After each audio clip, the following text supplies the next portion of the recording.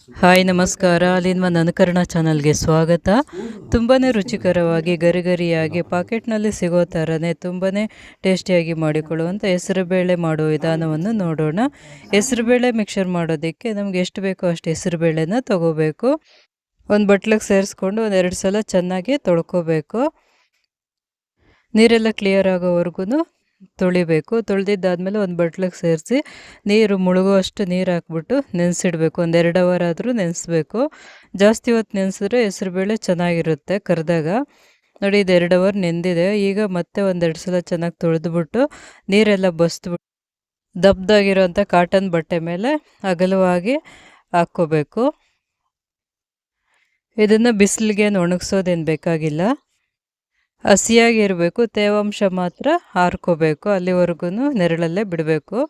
ಒಂದು ಅರ್ಧ ಗಂಟೆ ಹಾಗೆ ಬಿಟ್ಟರೆ ಸಾಕಾಗುತ್ತೆ. ಮೇಲೆ ಎಲ್ಲ ತೇವಾಂಶ ಡ್ರೈ ಆಗೋವರೆಗೂ ಒಣಗಿಸ್ಕೋಬೇಕು. ಈಗ ಒಂದು ಕಪ್ನಲ್ಲಿ ಅರ್ಧ ಸ್ಪೂನಷ್ಟು ಉಪ್ಪನ್ನು ಸೇರಿಸ್ಕೊತಾ ಇದ್ದೀನಿ. ಅದಕ್ಕೆ 2 ಸ್ಪೂನಷ್ಟು ನೀರನ್ನು ಸೇರಿಸ್ಕೊಂಡು ಚೆನ್ನಾಗಿ ಮಿಕ್ಸ್ ಮಾಡ್ಕೋಬೇಕು. ಇದನ್ನು ಏನಕ್ಕೆ ಉಪಯೋಗಿಸ್ತೀನಿ ಅಂತ ಆಮೇಲೆ ತೋರಿಸ್ತೀನಿ.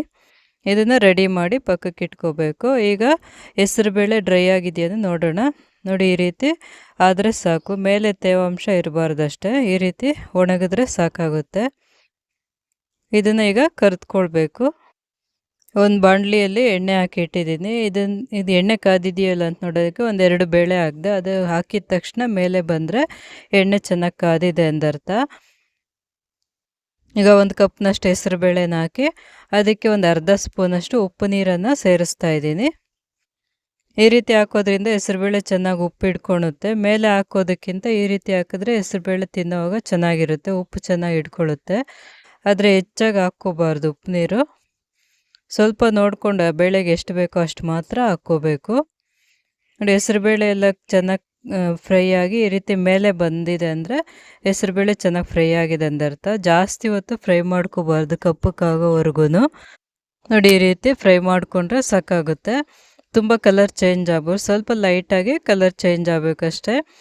ತುಂಬ ಫ್ರೈ ಮಾಡಿಬಿಟ್ರೆ ಜಾಸ್ತಿ ಕಟಮ್ ಅನ್ನುತ್ತೆ, ಅದು ತಿನ್ನೋದಕ್ಕೆ ಚೆನ್ನಾಗಿರೋದಿಲ್ಲ. ಕಾಫಿ ಶೋಸ್ ಸ್ಟೀಲ್ದು ಏನಾದರೂ ಇದ್ದರೆ ಅದರಲ್ಲಿ ತುಂಬಾ ಸುಲಭವಾಗಿ ತಗೋಬೋದು.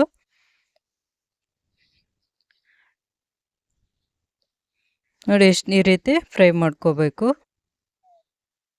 ಅದೇ ರೀತಿ ಎಲ್ಲ ಹೆಸರುಬೇಳೆನೂ ಕರೆದುಕೊಳ್ಬೇಕು. ಇದನ್ನು ಏರ್ಟೈಟ್ ಕಂಟೈನರ್ ಬಾಕ್ಸಲ್ಲಿ ಹಾಕಿಟ್ರೆ 1 ತಿಂಗಳವರೆಗೂ ಏನೂ ಆಗೋದಿಲ್ಲ. ತುಂಬಾ ಫ್ರೆಶ್ ಆಗಿರುತ್ತೆ ಮತ್ತು ತಿನ್ನೋದಕ್ಕೂ ಅದೇ ಟೇಸ್ಟೇ ಇರುತ್ತೆ. ಈಗ ಎಲ್ಲ ಬೇಳೆನೂ ಕರೆದುಕೊಂಡಿದ್ದಾಯಿತು. ಎಲ್ಲ ಕರೆದಿದ್ದಾದಮೇಲೆ ಒಂದು ಬಟ್ಲಿನಲ್ಲಿ, ಅಗಲವಾಗಿರೋವಂಥ ಬಟ್ಲಿನಲ್ಲಿ ಕೆಳಗಡೆಗೆಲ್ಲ ಟಿಶ್ಯೂ ಪೇಪರ್ ಹಾಕಿ ಅದ್ರ ಮೇಲೆ ಹೆಸರುಬೇಳೆ ಹಾಕಿದ್ದೆ.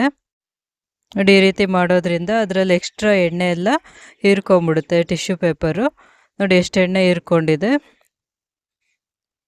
ನಂತರ ಟಿಶ್ಯೂ ಪೇಪರ್ನಲ್ಲಿ ಮತ್ತೆ ಇರೋ ಅಂಥ ಎಣ್ಣೆನೆಲ್ಲ ಒತ್ಕೊಂಬಿಡ್ಬೇಕು. ಈಗ ಸಾಲ್ಟೆಡ್ ಮೂಂಗ್ ದಾಲ್ ರೆಡಿಯಾಗಿದೆ. ಇದಕ್ಕೆ ರುಚಿ ನೋಡಿ, ಉಪ್ಪು ಏನಾದರೂ ಇನ್ನೂ ಸ್ವಲ್ಪ ಬೇಕಿದ್ರೆ ಸೇರಿಸ್ಕೋಬೋದು. ನಾನು ಸ್ವಲ್ಪ ಸಾಲದೇ ಇತ್ತು, ಅದಕ್ಕೆ ಸ್ವಲ್ಪ ಸೇರಿಸ್ಕೊಂಡು ಚೆನ್ನಾಗಿ ಮಿಕ್ಸ್ ಮಾಡ್ಕೋತಾ ಇದ್ದೀನಿ. ಈವ್ನಿಂಗ್ ಸ್ನ್ಯಾಕ್ಸ್ಗೆ ತುಂಬಾ ರುಚಿಕರವಾದಂಥ ಹೆಸರುಬೇಳೆ ರೆಡಿಯಾಗಿದೆ. ಇದನ್ನು ತುಂಬಾ ಸುಲಭವಾಗಿ ಮನೆಯಲ್ಲೇ ತುಂಬ ಬೇಗನೆ ಮಾಡ್ಕೋಬೋದು. ಇಂಗ್ರೀಡಿಯೆಂಟ್ಸ್ ಹೆಚ್ಚಿಗೆ ಬೇಕಾಗಿಲ್ಲ, ಬರೀ ಹೆಸರುಬೇಳೆ ಇದ್ದರೆ ಸಾಕಾಗುತ್ತೆ. ಈಗ ಸ್ವಲ್ಪ ಹೆಸರುಬೇಳೆನ ತೆಗೆದಿಟ್ಟಿದ್ದೆ, ಅದಕ್ಕೆ ಅರ್ಧ ಸ್ಪೂನಷ್ಟು ಒಣಖಾರದ ಪುಡಿನ ಬೆರೆಸ್ತಾ ಇದ್ದೀನಿ. ಒಣಖಾರದ ಪುಡಿ ಬೆರೆಸಿದೆಯಲ್ಲ, ಅದಕ್ಕೆ ತಕ್ಕನಂಗೆ ಸ್ವಲ್ಪ ಉಪ್ಪನ್ನು ಸೇರಿಸ್ತಾ, ಮೊದಲೇ ಉಪ್ಪು ಹಾಕಿದೆ, ಇನ್ನು ಸ್ವಲ್ಪ ಉಪ್ಪನ್ನು ಸೇರಿಸ್ತಾ ಇದ್ದೀನಿ. ಒಂದು ಚಿಟಿಕೆಯಷ್ಟು ಅರಿಶಿನ ಪುಡಿನ ಸೇರಿಸ್ಕೊಂಡು ಚೆನ್ನಾಗಿ ಮಿಕ್ಸ್ ಮಾಡಬೇಕು. ಈಗ ಸ್ಪೈಸಿಯಾದಂಥ ಮೂಂಗ್ ದಾಲ್ ರೆಡಿಯಾಗಿದೆ.